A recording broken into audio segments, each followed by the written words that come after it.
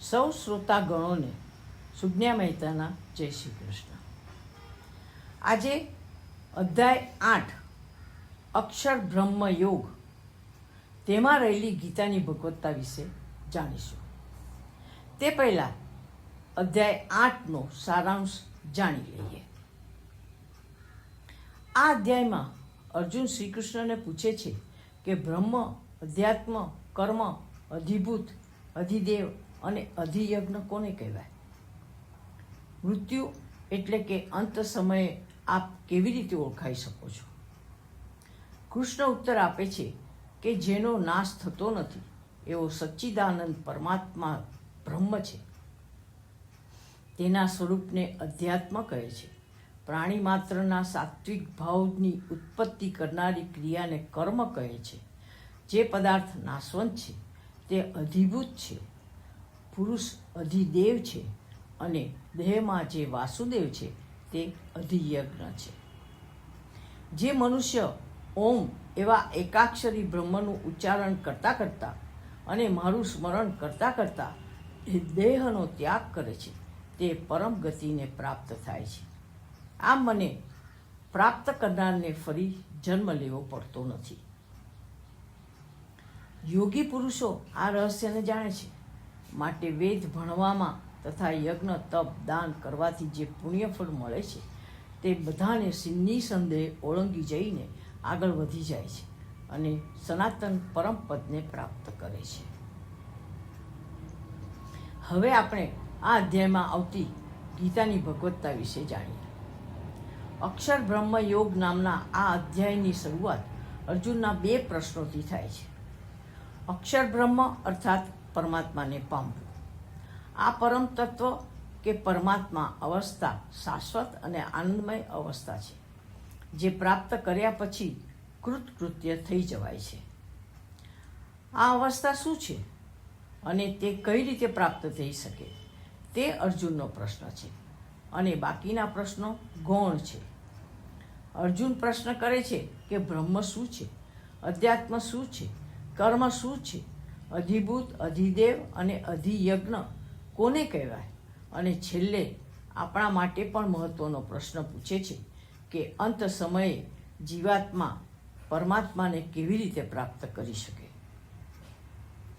શ્રી કૃષ્ણ કહે છે કે બ્રહ્મ અક્ષર છે, જેનું ક્યારેય ક્ષરણ થતું નથી. તે અજ્ઞાત અને અજ્ઞેય છે, પરંતુ તે માનવ જીવનનું પરમ પ્રાપ્તવ્ય છે, કારણ કે માનવીની ભવોભવની યાત્રાનો તે અંતિમ મુકામ છે. જીવાત્મા અને તેના સ્વરૂપને અધ્યાત્મ તરીકે ઓળખવામાં આવે છે. જીવાત્મા કંઈક પ્રાપ્ત કરવા મન, વચન અને કાયાથી જે કરે છે તેને કર્મ તરીકે જાણવામાં આવે છે. જેની ઉત્પત્તિ અને વિનાશ થાય છે તે અધિભૂત છે. જે પુરુષ કર્મ કરે છે તે અધિદેવ છે અને જે શાશ્વત અને પરમ છે તે એટલે કે પરમાત્મા અધિયજ્ઞ છે.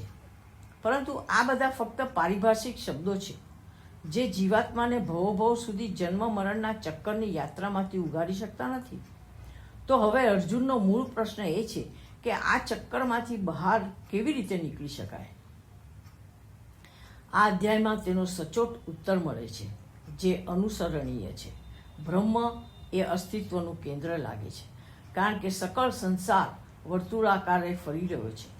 જન્મ, યૌવન, મરણ અને વળી પાછો જન્મ, સવાર, મધ્યાહ્ન, સાંજ અને વળી પાછી રાત્રિ અને ત્યાર પછી સવાર. આ ઘટમાળ બસ ચાલ્યા જ કરે છે. અસ્તિત્વની આ ગતિ વર્તુળાકારે છે અને જ્યાં વર્તુળ હોય ત્યાં કેન્દ્ર હોવું જ આવશ્યક છે. ગાડાના પૈડામાં એક ચક્ર હોય છે અને તેની આસપાસ પૈડું વર્તુળાકારે ફર્યા કરે છે. તેમ સંસારના કેન્દ્રમાં બ્રહ્મ છે. ઉત્પત્તિ, વિકાસ, વિલય અને વળી પાછી ઉત્પત્તિ એમ જે ચક્ર ચાલ્યા જ કરે છે તેનું કેન્દ્ર છે બ્રહ્મ. અસ્તિત્વના આ કેન્દ્રને જો આપણે સગુણ સાકાર માનીને ચાલીએ તો તે પરમાત્મા છે. જો તેને નિર્ગુણ નિરાકાર માનીને ચાલીએ તો તે બ્રહ્મ સુધી પહોંચી શકાય. શ્રી કૃષ્ણ અર્જુનના પ્રશ્નનું સમાધાન કરાવતા કહે છે કે જે માણસ અર્થાત કે પરમાત્માનું સ્મરણ કરતા શરીર છોડે છે તે પરમાત્મા સ્વરૂપને પ્રાપ્ત કરે છે, તેમાં કોઈ શંકા નથી. આનો અર્થ એ થયો કે જીવનની અંતિમ ક્ષણ ખૂબ મહત્વની છે. તે સમયે માણસનું ચિત્ત જે ભાવમાં હોય છે તે અનુસાર તેની મરણોત્તર ગતિ થાય છે, અને આ છે ચિત્તની પરમાત્મા અવસ્થા. અહીં પ્રશ્ન થાય છે, ચિત્તનું પરમાત્મા હોવું એટલે શું? જેનું ચિત્ત સ્વમાં અર્થાત કે શરીર સંબંધી બાબતોમાં રમણ ન કરતા કેવળ અસ્તિત્વમય થઈ ગયું હોય, અર્થાત પારમાર્થિક ભાવોમાં રમણ કરતું હોય, તો તે પરમાત્મામાં હોવા બરાબર જ કહી શકાય. સ્વાભાવિક છે, રાગ દ્વેષ રહિત થયા વિના ચિત્તની આ દશા હોઈ ન શકે. જેનું ચિત્ત પરમાત્મામાં હોય તેના મનમાં કોઈ દ્વિધા જ ન હોય, જીવવાની આકાંક્ષા ન હોય, મરણનો ભય ન હોય, બચવાનો કોઈ વિચાર ન હોય, મેળવવાની કોઈ ઝંખના ન હોય, અને તે પરમાત્માને સમર્પિત હોય, અર્થાત કે તે અસ્તિત્વને સમર્પિત હોય, તે વ્યક્તિ શાંતિથી પોતાના શરીરનો ત્યાગ કરી શકે છે. બહુજન સમાજને નજરમાં નાખીને શ્રી કૃષ્ણે શરીરથી આત્મા સુધી અને ત્યાંથી પરમાત્મા સુધીનો માર્ગ દર્શાવ્યો છે, અને તે છે ઇન્દ્રિયોના વેપારોને રોકી દઈને ચિત્તની પરમાત્માના દિવ્ય સ્વરૂપમાં સ્થાપિત કરી ઓમનું રટણ કરવાનો. ઓમ એ પરમાત્માનો વાચક અક્ષર છે, બીજ મંત્ર છે. ઓમમાં અનર્ગળ શક્તિ છે. તેથી જ ઓમનું ઉચ્ચારણ કરતાં કરતાં જે મનુષ્ય શરીર છોડે છે તે પરમાત્માને પ્રાપ્ત કરે છે. હવે શ્રી કૃષ્ણ કાળનું માપ દર્શાવવા બ્રહ્માના દિવસ અને બ્રહ્માની રાત્રિની વાત કરીને કહે છે કે આપણા અહીંના કાળના ધોરણો સકળ બ્રહ્માંડમાં નથી હોતા.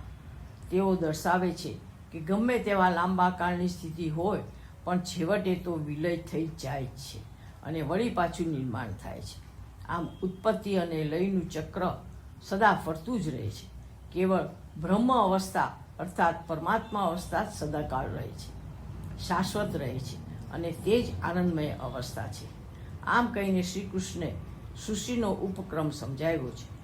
તેઓ પોતાના ધામને પરમધામ તરીકે ઓળખાવ્યો છે અને કહે છે કે ત્યાં એકવાર પહોંચી ગયા પછી પાછા ફરવું પડતું નથી. આ પરમધામમાં પહોંચવાના 2 માર્ગોની તેઓ વાત કરે છે. જે બ્રહ્મવેત્તાઓ ઉત્તરાયણના સૂર્યમાં શુક્લ પક્ષમાં ગુજરી જાય છે તે બ્રહ્મને પ્રાપ્ત કરે છે, પરમાત્માને મેળવે છે. જે યોગીઓ દક્ષિણાયનમાં કૃષ્ણ પક્ષમાં ગુજરી જાય છે તે અન્ય લોકોમાં જઈને ત્યાં પોતાના પુણ્ય ભોગવીને વળી પાછા આ જગતમાં આવીને વળી પાછી તેની આગળની યાત્રા શરૂ કરીને પરમાત્મામય થઈને પરમધામનો માર્ગ પકડી લે છે. શ્રી કૃષ્ણ ઉત્તરાયણના પંથને નિર્ધૂમ જ્યોતિથી એટલે કે સ્વયં પ્રકાશિત માર્ગ તરીકે વર્ણવ્યો છે. તે પ્રત્યક્ષ માર્ગ છે, એટલે કે તે સ્વયંના જ્ઞાનનો માર્ગ છે. જ્યારે દક્ષિણાયનના માર્ગને શ્રી કૃષ્ણે ચંદ્રથી પ્રકાશિત કર્યો છે. ચંદ્રને પોતાનો પ્રકાશ નથી, તે સૂર્યના પ્રકાશથી પ્રકાશિત થાય છે, અર્થાત કે તે પરોક્ષ જ્ઞાનનો માર્ગ છે. સ્વાભાવિક છે કે આવા માર્ગે આગળ વધનારની યાત્રા લાંબી થઈ જાય છે. બંને માર્ગો વિશે સંકેતમાં ઉલ્લેખ કર્યા પછી શ્રી કૃષ્ણ અર્જુનને જે વાત કહે છે તે અતિ મહત્વની છે. શ્રી કૃષ્ણ કહે છે કે યોગી આ બંને માર્ગ પ્રતિ સમત્વ બુદ્ધિ રાખનારો હોય છે અને તે કોઈથી મોહિત થતો નથી. આવો યોગી નિરંતર પરમાત્માનું સ્મરણ કરતો વેદાભ્યાસ, યજ્ઞ, તપ ઇત્યાદિથી મળતા પુણ્યફળોને પણ ઉલ્લંઘીને સનાતન પદને અથવા તો પરમાત્મા દશાને પ્રાપ્ત કરે છે. વાતનો નિષ્કર્ષ એ છે કે અક્ષરની આરાધના કરતાં અક્ષરધામમાં પહોંચી શકાય. ઓમ તત્સત.